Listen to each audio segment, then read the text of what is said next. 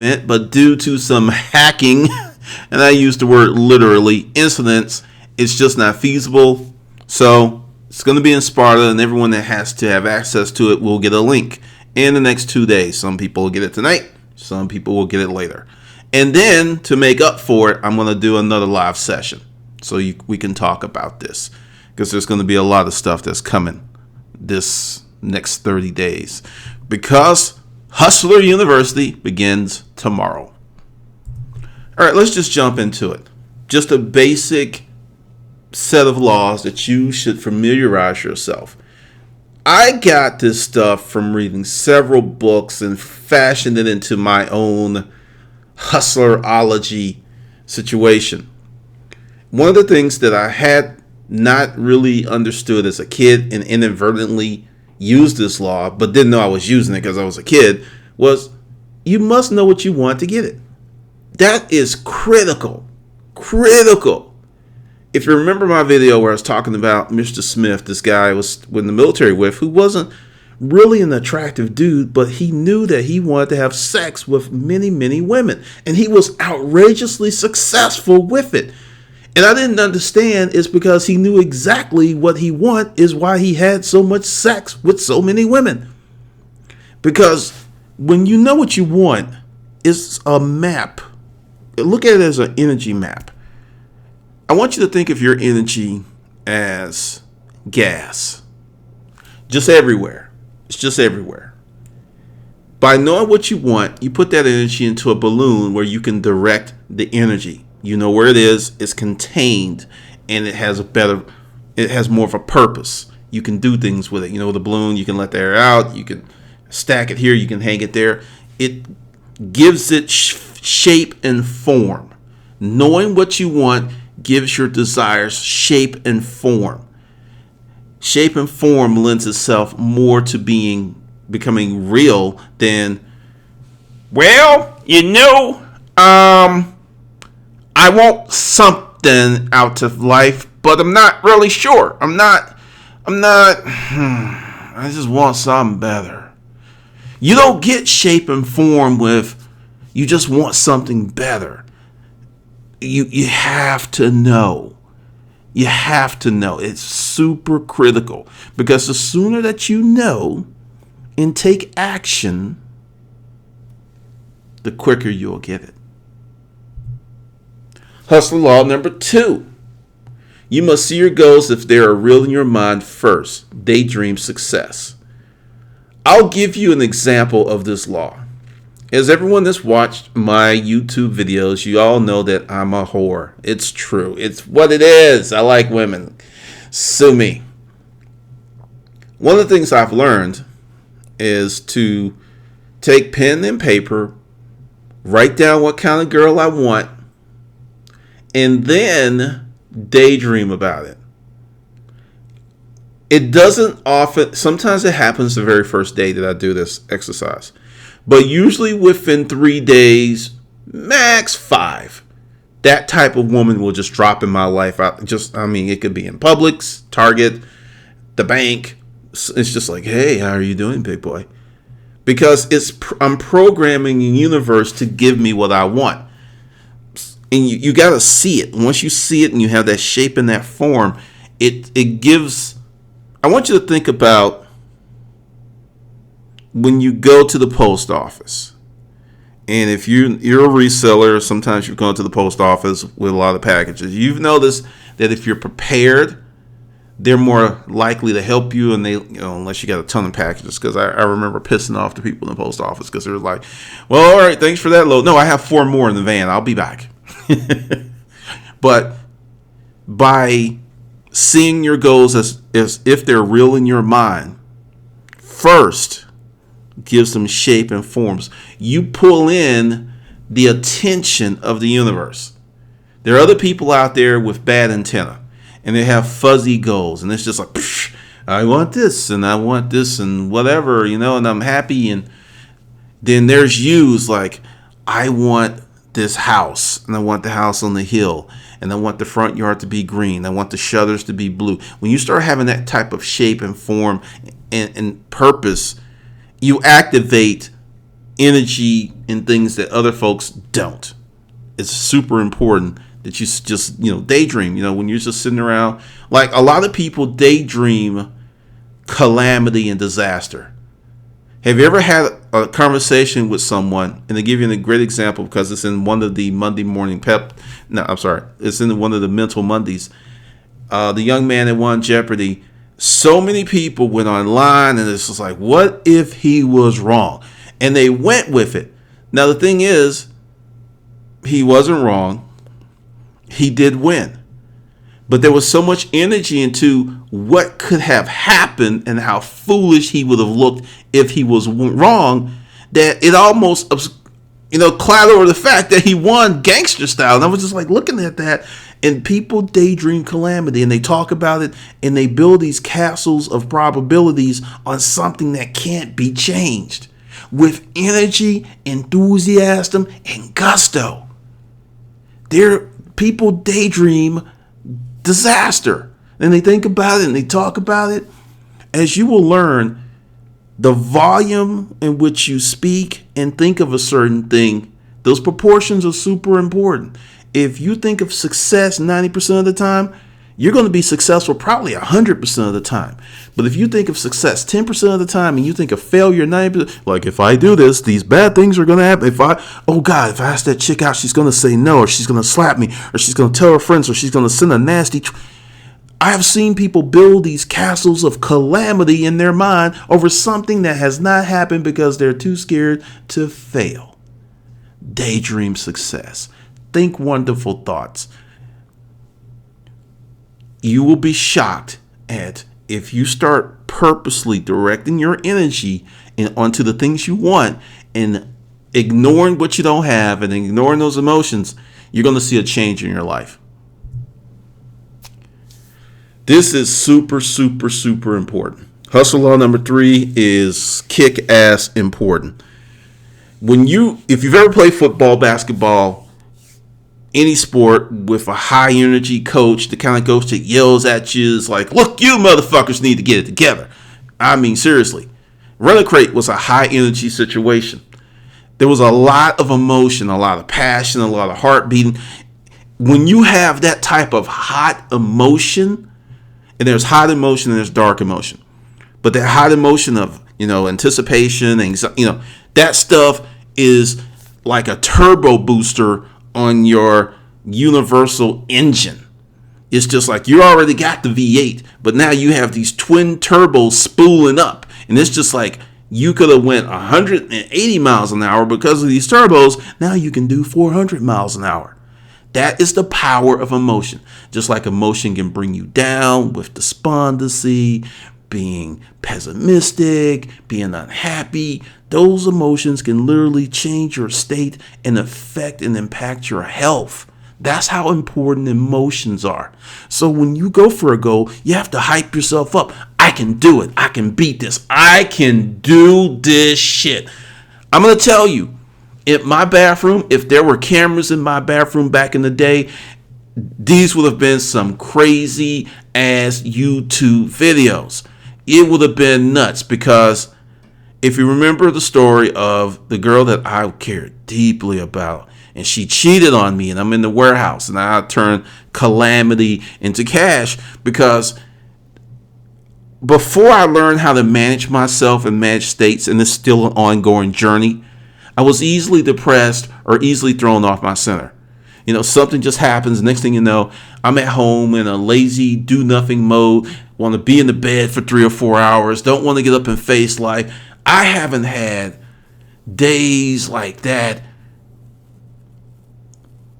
I didn't even go through that when Francine died.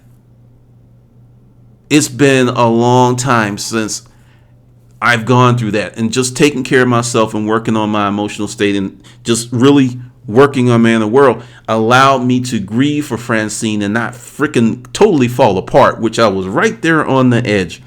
So you've got to attach emotion, because that emotion is just like supercharges your goals and your desires.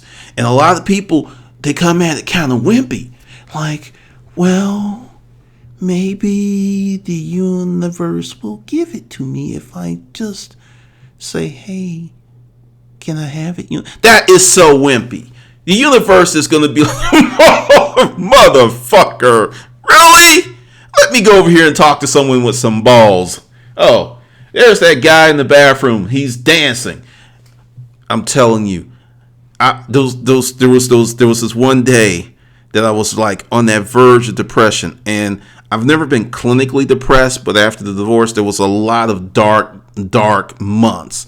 Not days, months, just dark. And I felt myself slipping, and something just said, get up. And I went up and I turned all the lights on in the bathroom. I'm in the mirror and I'm doing all of this stuff. And I'm like, I can do this. I can do this. I can do this. And then I started making funny faces like, you can do it, man. I'm just in about 10 minutes, my total state had changed. And, I was like happy. And I went out and I did some deals and I got some really good units on a day that I really wanted to crawl back into the bed and pull the covers over my head and just say, I don't want to see the world today, because I was punking out. And it takes a lot of energy, and it takes knowing what's going on. You have to have the knowledge of what's going on. Sometimes when you're having a bad day, certain triggers were pushed. And if you learn what those triggers are and you pop them back up or, undepress them, and then bam, your state will change and you'll be in a good mood. Because as an entrepreneur, any person that wants a certain type of life, good energy, happiness, a good state is important. It's critical. So you got to be really careful about attaching those emotions, because you want to attach high energy, positive emotions to your desires. That's the reason that I know a lot of people are not with the multi-level marketing. And when you go, it's like 10% product and 90% pep rally, because the people that run these organizations know that motivation is a big part of the ball game. Because you go in there and it's like, hey, Bill, if you sell this product and you bring 4 people in the channel line, you might make $600 a month, and we live in a culture where people want bigger and better, and that's $600 a month, which is really good if you do it in very few hours. It's not exciting, but when it's like, Bill, if you come into the organization today, this is what's going to happen. We're going to bring you in. We're going to put you with the right team. And hey, Jill, come here. Jill, there's Jill. Show him your car keys. Jill's like, excuse me? Show him your car keys. Oh, yeah, I just got this BMW from the company. All of a sudden, you're excited. You're drooling. You don't even know what the product is, but all you see is, I can get Jill's car keys. Maybe if I make enough money, I can get Jill because she's hot. So the emotional parts are super important. Super important. You can't ignore them. This is what got me the job at Rent-A-Crate, and I was unaware of what I was doing. You must have deliberate intent. It may seem like setting goals, and goals are part of deliberate intent, but they're not the same thing.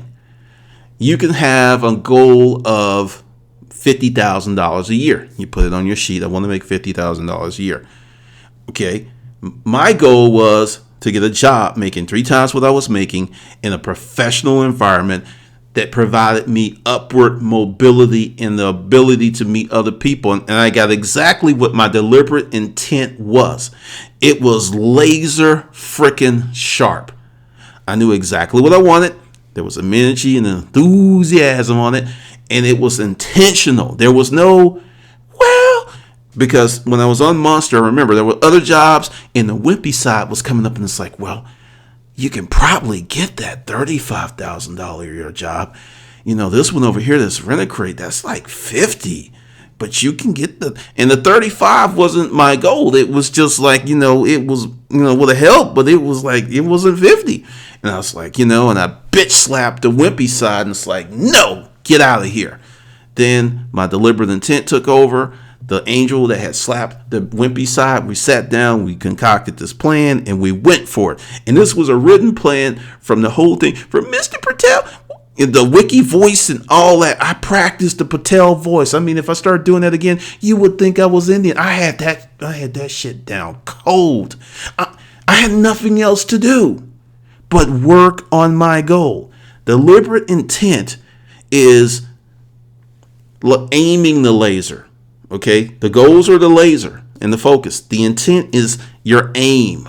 It's guiding. It's your missile guidance system. That's what the intent is. Like when we were in the war with Iraq and they were showing, remember storming Schwarzkopf, and they was like, yes, this missile's coming from the Persian Gulf and it's going to go up and it's going to arc and it's actually going to go down this chimney. And when it gets to the bottom of the chimney, it's going to blow the building out. And they would show that stuff and you're like, whoa, that's deliberate intent. Hustler law number 5. You must dwell on what you want, not what you don't have. Many people do the exact converse. I'm broke. And they say that word. Please remove the word broke from your vocabulary. You're not broke. You're just not where you want to be yet. And they dwell on all this stuff that they want, but they deal in it's such a negative manner. It's like, I don't have it. I'm not a good person. You have to really have that oomph to really think. Now understand, I was homeless. So this message is not coming to you from someone that came from this wonderful background of abundance. I know what it's like to wake up shivering cold because the heat went off. I know what it's like to be hungry. I know what it's like to be homeless. None of that stuff is fun, but it has given me a very wide and broad perspective. So coming from that background and saying, hey, I want this car, but this car is like $150,000. And some people are, oh God, that's too much. And I'm not going to wish for it because if I wish for it and I don't get it, I'm going to be depressed and hurt. And that's going to damage my self-esteem. That is so fucking wimpy. Don't be afraid to dream. Don't. What people do is they sit there and proportionally spend more time invested on what they don't have. And woe is me singing old Negro spirituals, even if they're white, Chinese, and Indian. And there's another myth, because you always hear, you never see a poor Jew or a poor Indian or poor Asians. Bullshit. When I do my monthly reflection bus ride, I see all of those people on the bus and they don't look like they're rolling in the door. And I don't think they're on the bus for the same reason that I am. I think they're on the bus because they have to be. So don't get caught up in you don't have it, and have some courage.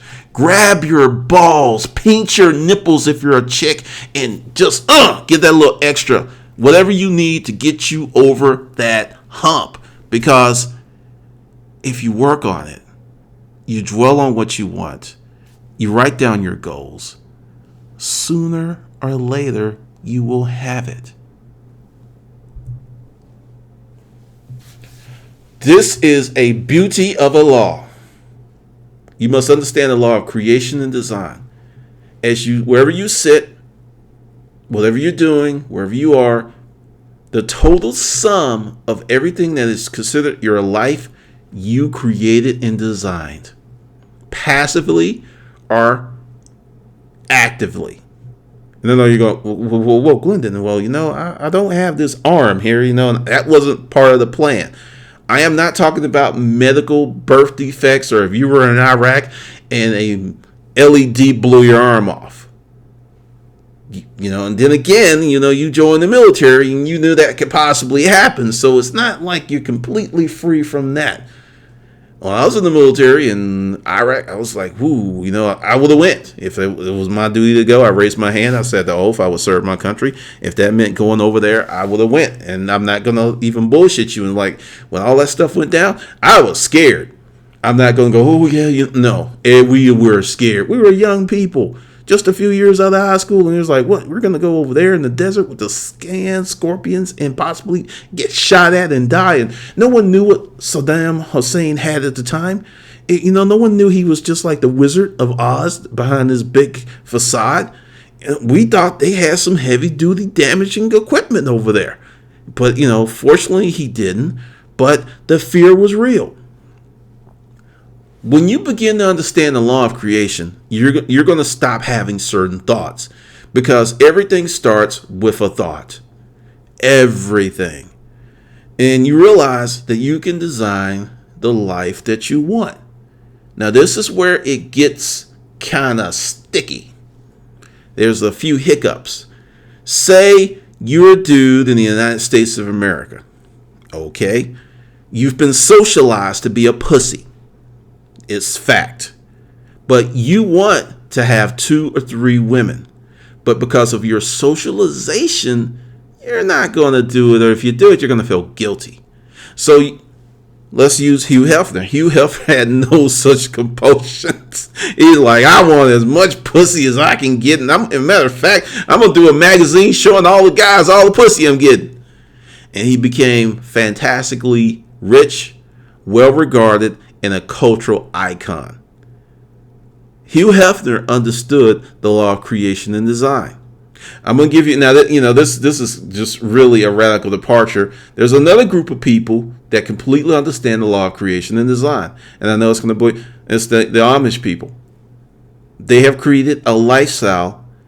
It's passed down by family, adopted, but they have created this very simple lifestyle in a crazy technological world, and they hold on to it because they understand the law of creation and design. Once you understand this, it's going to be so powerful in your life.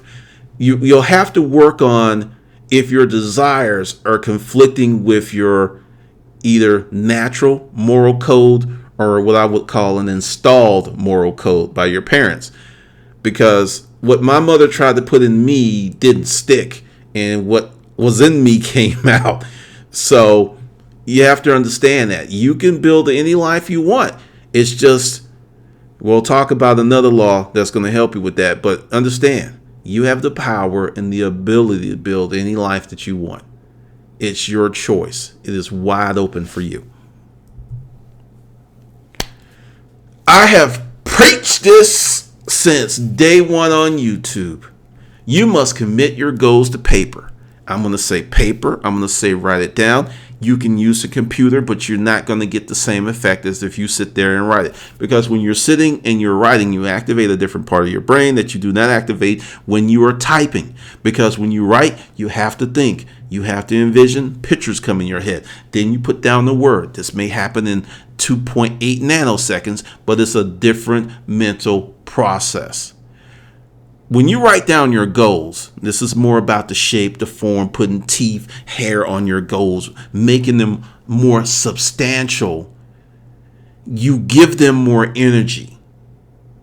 And understand, as we're going through these laws, every time you add another wrinkle to this, add one more step, your goals, your desires get bigger and stronger and more substantial. Bigger, stronger, and substantial. Wins on football fields, basketball, Wall Street, law firms. You get the drift. You are helping your goals become real. All these little steps are super important because independently they have power. But when you put them all together, it's like, whoa. It's like, imagine the 300 and they had like another 3,000 of the 300. It is that powerful. It's that crazy. It's, if you ever watch Dragon Ball Z, and I love that show, it is something that I really like, that you become more powerful by working on yourself and you raise your energy level. Writing down your goals raises your energy level. It gives you a different orientation.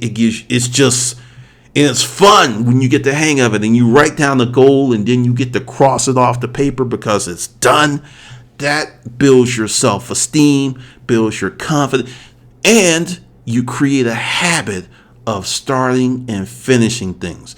The more things you start, the more things you finish, the better your life becomes. Big one. You must learn to control your thoughts. I'm going to give you my process. We are all carbon-based life forms. We are tissue, muscle, bone, and more emotion than all that other stuff combined. Recently, I had some crazy stuff happen, and I was hot, ready to choke a person. Just literally, I could see their little scrawny throat in my fingers, and I was pressing with so much power.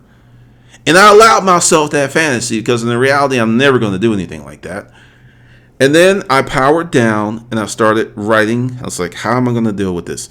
Elevate your thought process.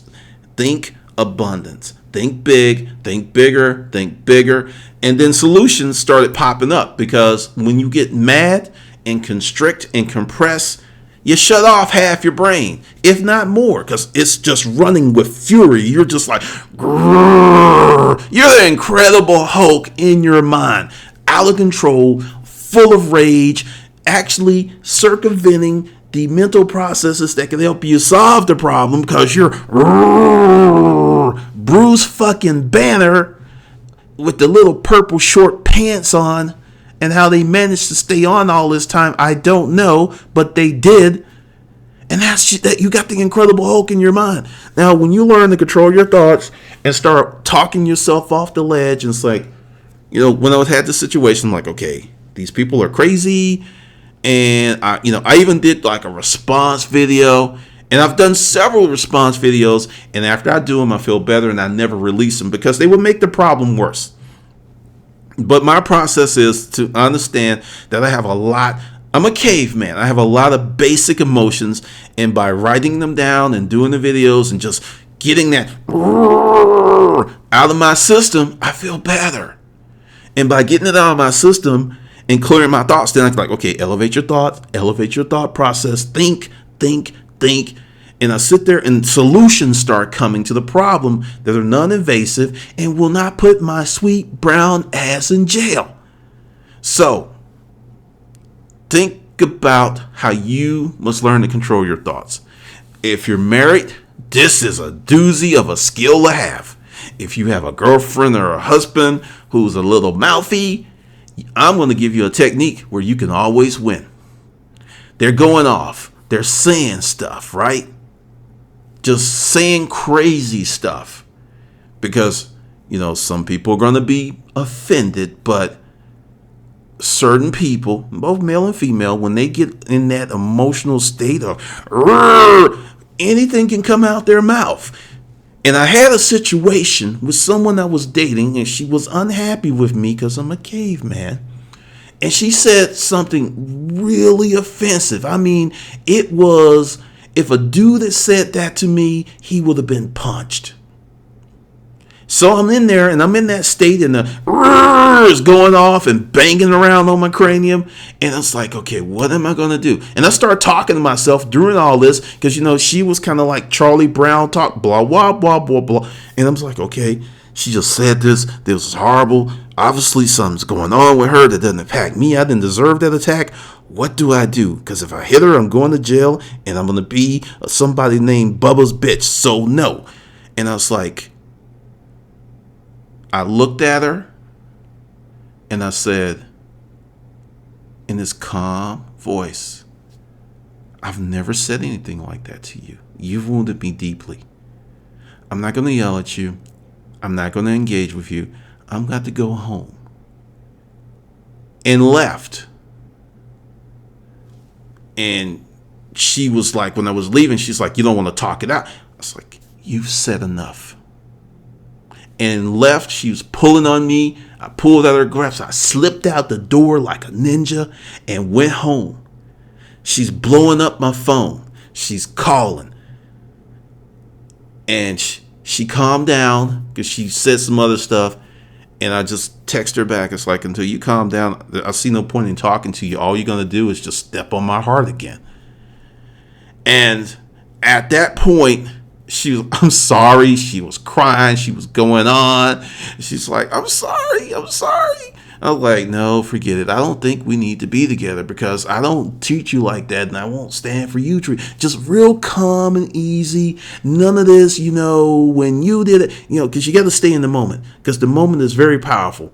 Long story short, she came over and did everything I wanted her to do with gusto.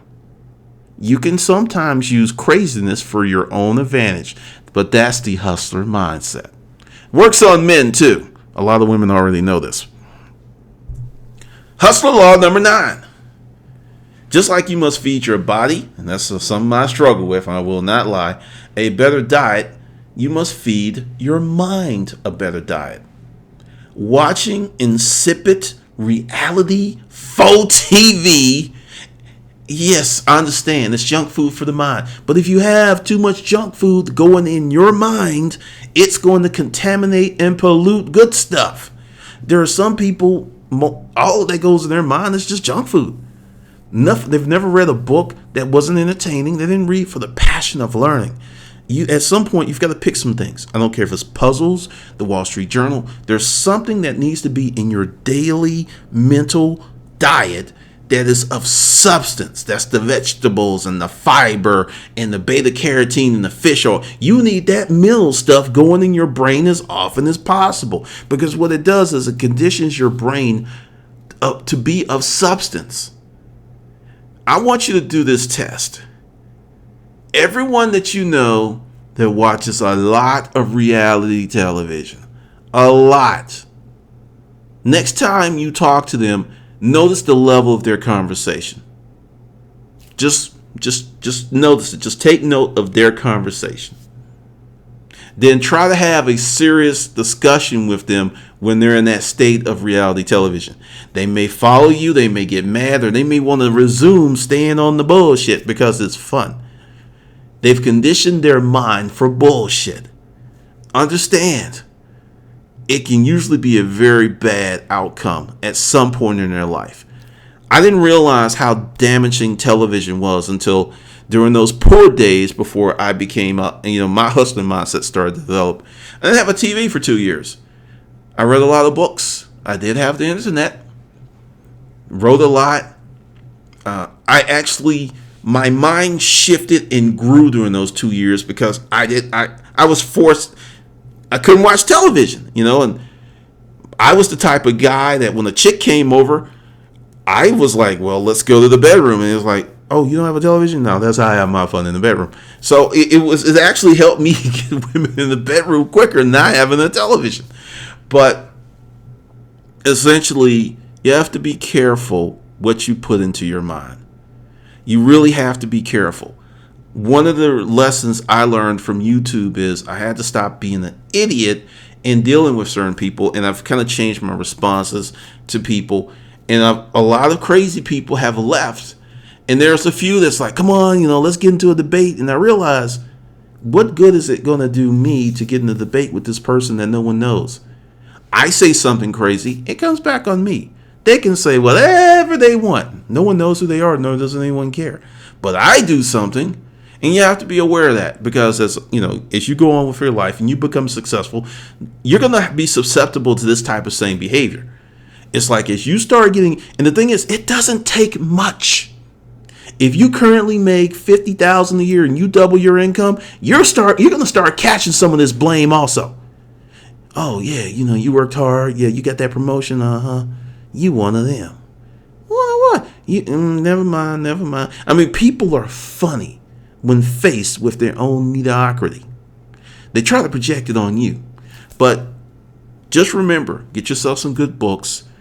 And this is a strange thing for me to recommend because I do it, but spend a day picking out classical music that you like. It's not all crazy. It's not all dry. There's a lot of pieces like Pachelbel's Canon, Beethoven's. There's some really good stuff that you would like. Just find it and just play it and watch what happens. And then there's a certain music called Baroque music. Look it up. It actually facilitates higher learning.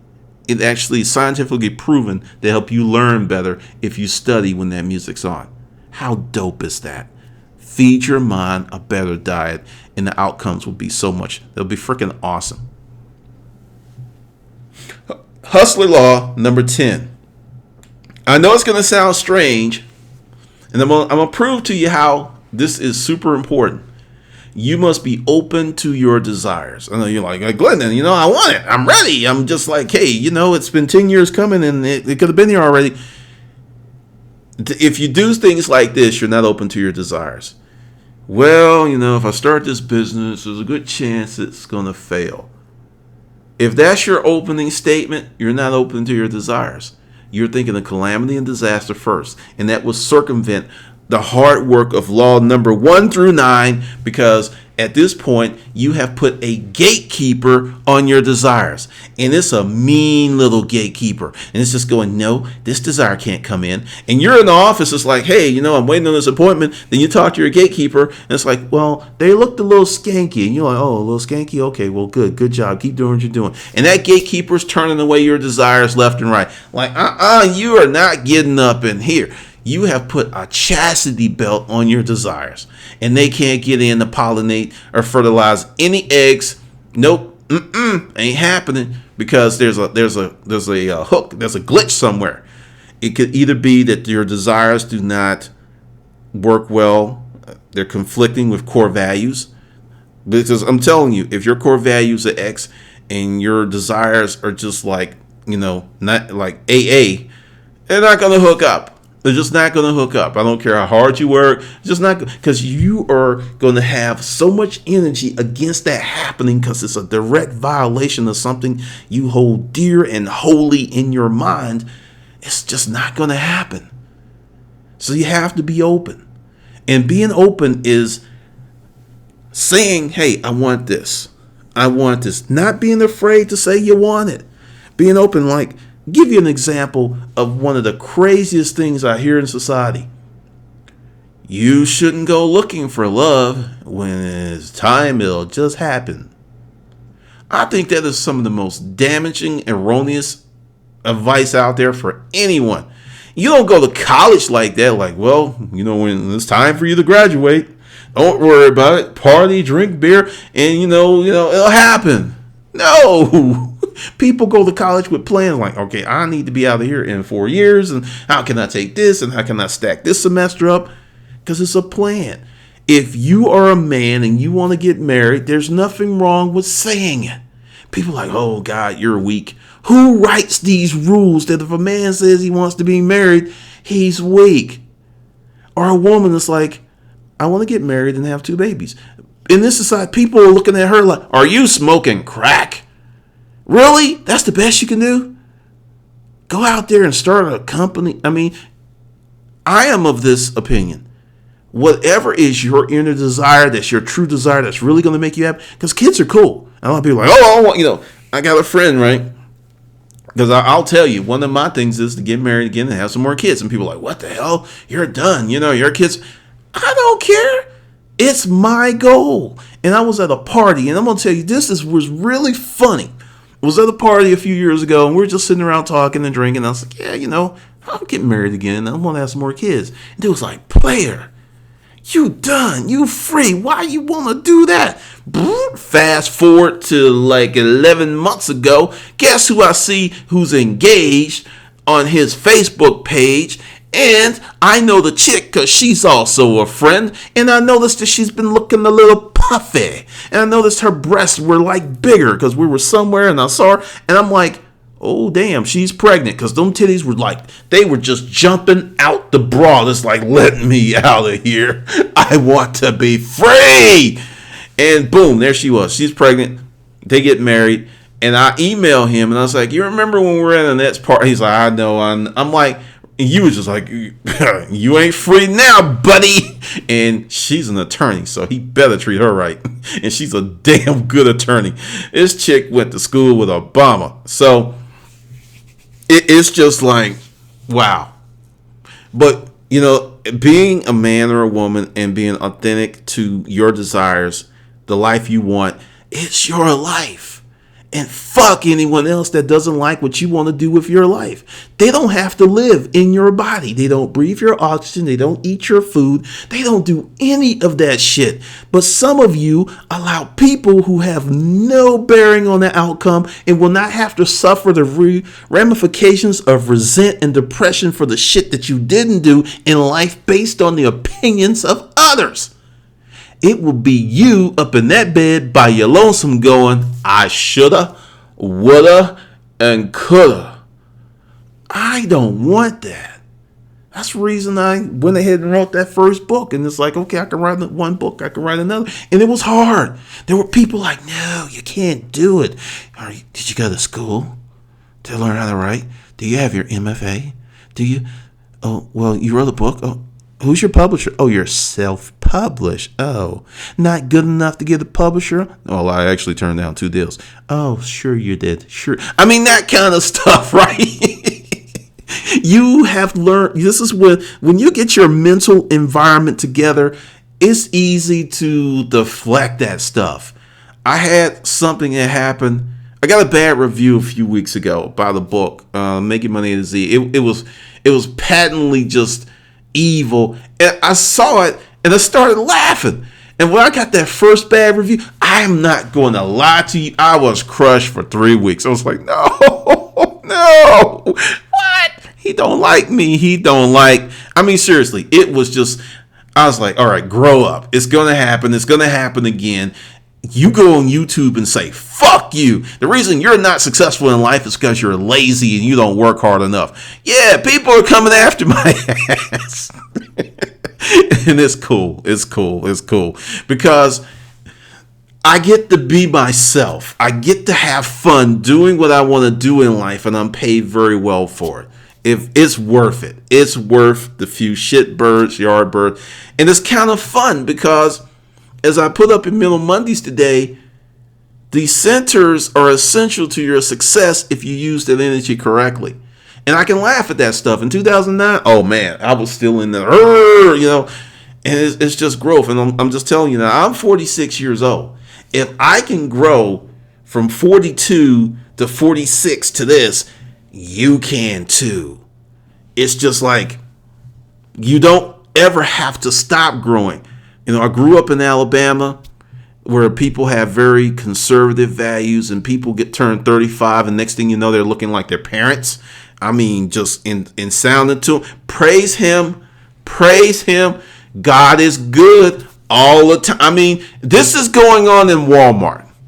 I'm in Walmart buying Alabama gear, visiting my mother, and these 2 women, I don't know if they knew each other, something happened, and the lady's like, God is good, and the other lady looked at her all the time, and then someone I went to high school with came around the corner and joined into this biblical God fest while I went around the corner with my Alabama hat because I was scared because I could have been there right there with them because I will be honest with you.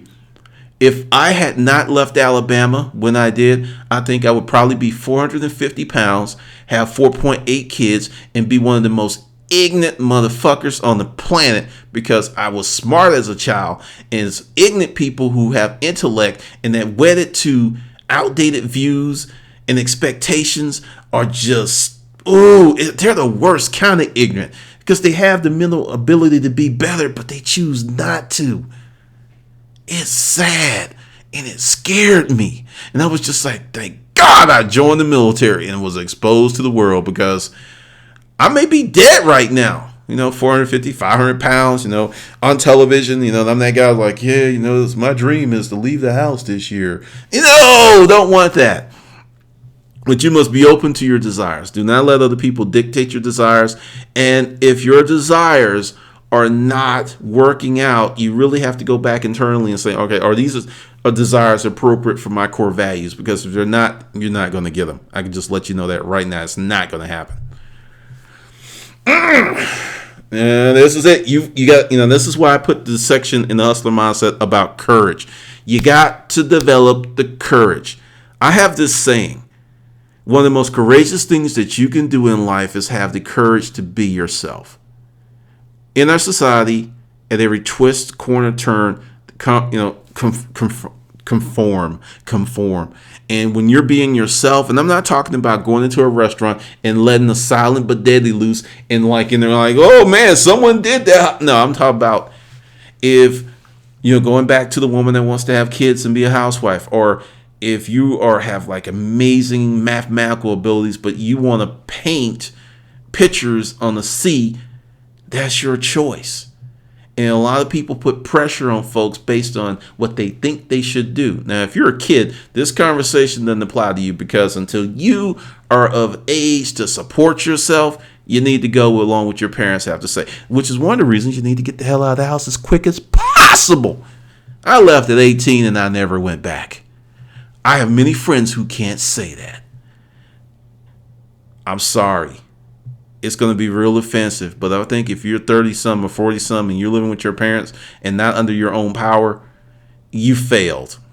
You failed miserably. Because I don't care if you got laid off. I don't care. Only thing I'm going to give you a pass on is some medical condition. Or if you move your mother into your house, and that's why you live with moms, because that's a totally different ballgame because you're taking care of your mother. But that whole mess about I'm going to move in with my parents so I can drive a better car to flex at the club with people I don't care about and who don't care about me, but they're important enough for me to put my financial future in jeopardy, and I'm living at home looking like a punk, like a grown-ass child under my mother's nipple. That is stupid. Have the courage to claim your desires. Have the courage to be who you are. Have the courage to go forth in life. Because as far as we know, we only have one life here. Some people may have 2 or 3, I don't know. But I'm going to do my best to live this one as hard as I can. Hustle law number 12. You must actively engage in your desires. You want a car? Go test drive it. Look at it online. And this is something else I started to do. Create a video of everything that you want, or create a podcast. It's like, I'm going to get this, talk to yourself. Have that conversation on autoplay in your mind. Feed that into your mind, because a lot of people want stuff like, great example here. There are a lot of people that want to be married, but won't date. I have so many female friends. It's like, I hate dating. I don't want to go on a date, but they want to be married all day long. I'm just like, that's kind of like getting in the car and refusing to turn the key and being pissed off because the car's not moving. People do dumb stuff like that all of the time. Another thing, I want to have some money, but spend every penny they have. I'm just like, you got to put some activity into it. You got to mix it up. You have to work on it. You have to become engaged in your desires. The energy, that action, that purpose. Because when you put all of that stuff together and then you put action, it's like lighting a truck that is made of dynamite and just getting consumed by the explosion that just blows your life up in the positive direction, because that's what the active part does. That is just you're just stacking more energy on top of positive energy. I mean, I have written down goals, and I'm like I said, understand. And I want to say thanks to all of the people who are part of the Hustler Mindset Project, because in terms of doing this, I have gotten so much out of this because it's activating certain things in me. It's making me do certain things the way I used to do.